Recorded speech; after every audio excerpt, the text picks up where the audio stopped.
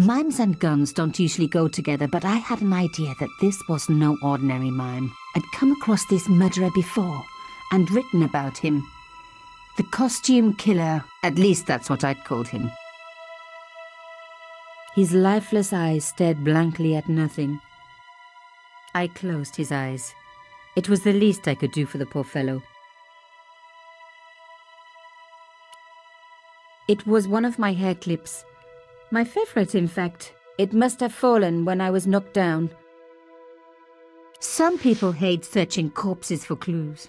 Me, I'm okay with it. Reminds me of an old boyfriend.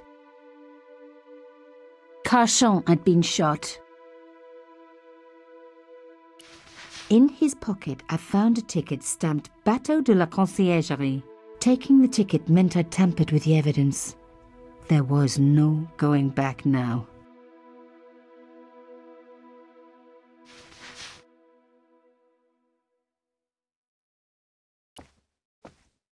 A bust of Pierre Carchon, humble servant of La France. You had to hand it to the Ice Queen. She sure knew her fabrics.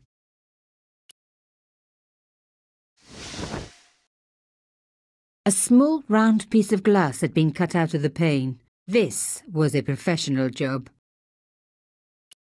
This was the work of the mime.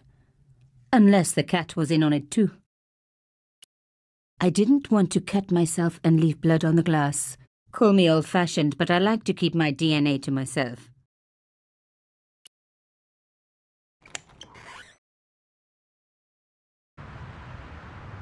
The killer must have used a ladder to reach the window. He was long gone.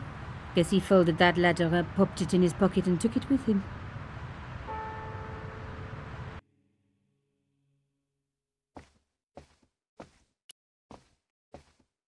The bookcase was filled with obscure first editions.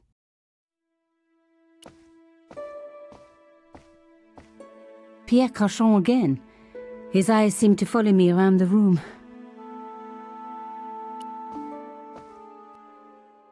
The police could turn up at any minute. Somewhere there were clues to the murder, and I needed to find them. A fine Baroque door. It would look great in my apartment. The door was locked. It was going to take more than a hair clip to open the door.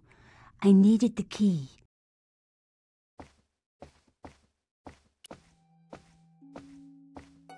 A Louis XIV table with an antique cloth. Imelda had taste. But hey, with a husband that rich, taste is easy. A beautiful cloth had been draped over the table. It was embroidered with an unusual cross. I reckoned that cloth might just turn out to be useful. There was a tiny hole in the tabletop. Part of the inlay had been chipped away. Even my fingernail wouldn't fit into such a small hole. Aha! Nico, you are just so damn good at this stuff. A key had been hidden in a secret compartment. A modern key. Instead of comforting Imelda, I was ransacking her flat. Why? Because there was something going on here, and I had to get answers before the cops arrived. And hey, she'd been rude to me, so she had it coming.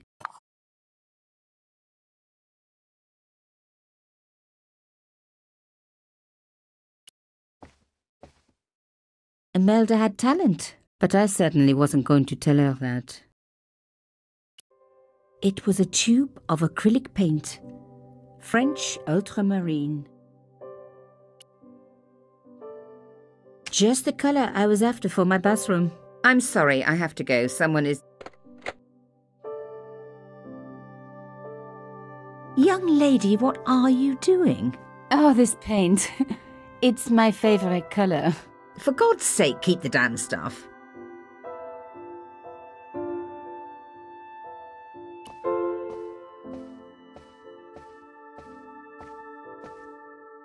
Imelda looked shocked, but still every bit as hostile.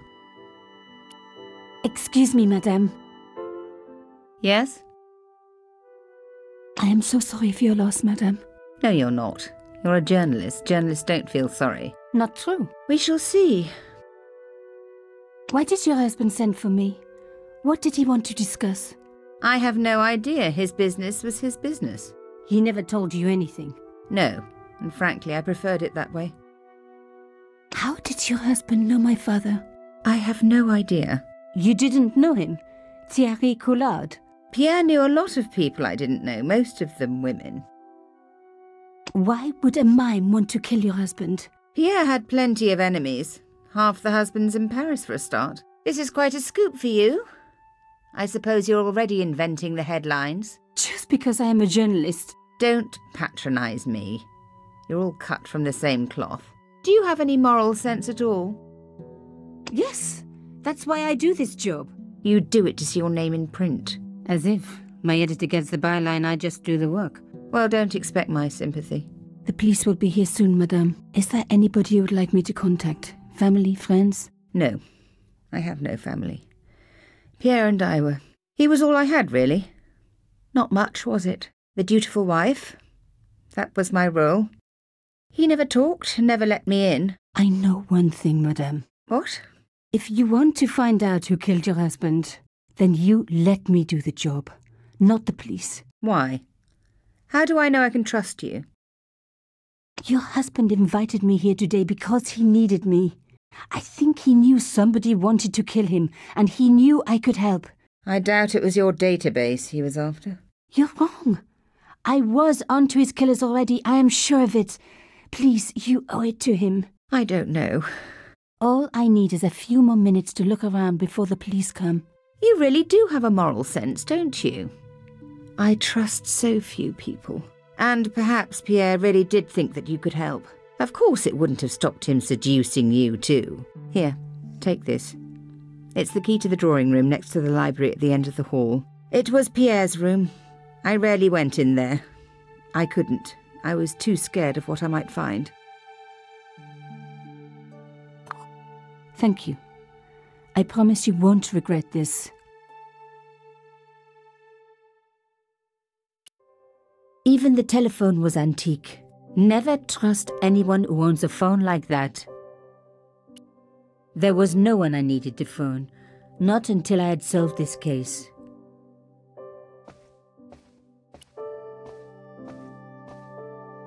I thought of leaving, but was sure there was more to find.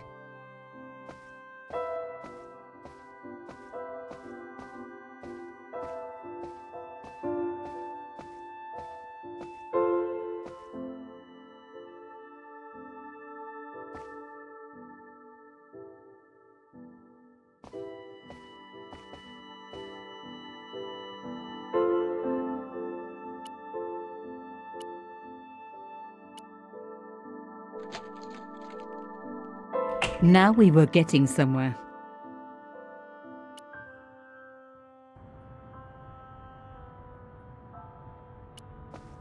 Even the light switch looked impressive.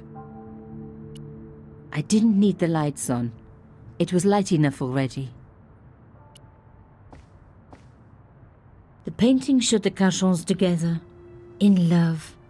As the poet said, the past is a different country. Or did I read that in a fortune cookie? The Cachons, noblesse oblige. The painting was attached firmly to the wall. Aha! There was a small button hidden in the picture frame. There was the very faintest of clicks. Behind the picture was a safe. The safe looked pretty secure. The safe was locked. I needed the key.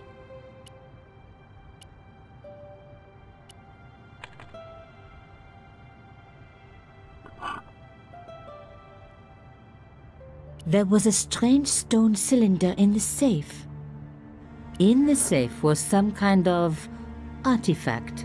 There were strange symbols on its surface. It looked like the printer's blocks I'd made at art school.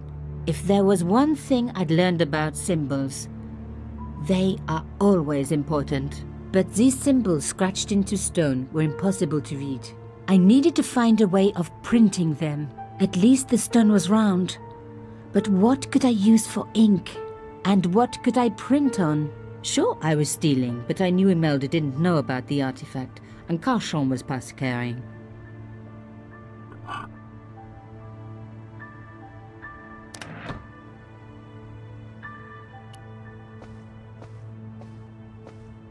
The sofa was antique.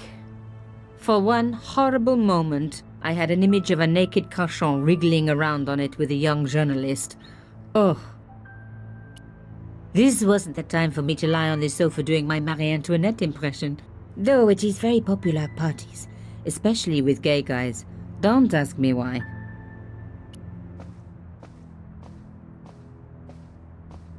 As expected, the desk was yet another priceless antique. Yawn. The blotter and in tray had clearly been placed with mathematical precision. My heart skipped a beat. It was a carved elephant. But not just any carved elephant. It had been made by my father. I knew for certain because in my apartment I had its exact twin, carved into a box he had made. So Carchon had known my father. They really must have been friends. I decided to take the carved elephant. It clearly meant nothing to Imelda.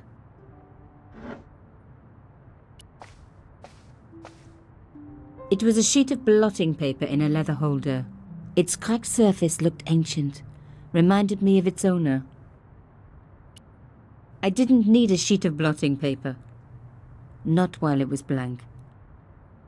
The in-tray, like everything else in this place, was beautiful. One day I was going to have an in-tray like that, even if I had to sell my apartment to pay for it. I didn't want to take the tray, but I knew that I could use it. Putting the paint straight on the cylinder would be too messy. The paint would go everywhere.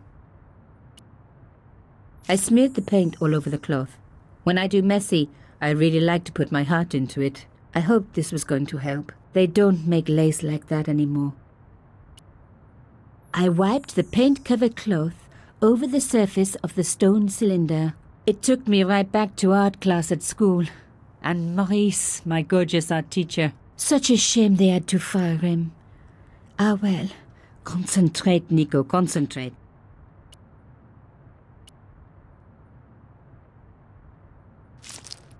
Genius!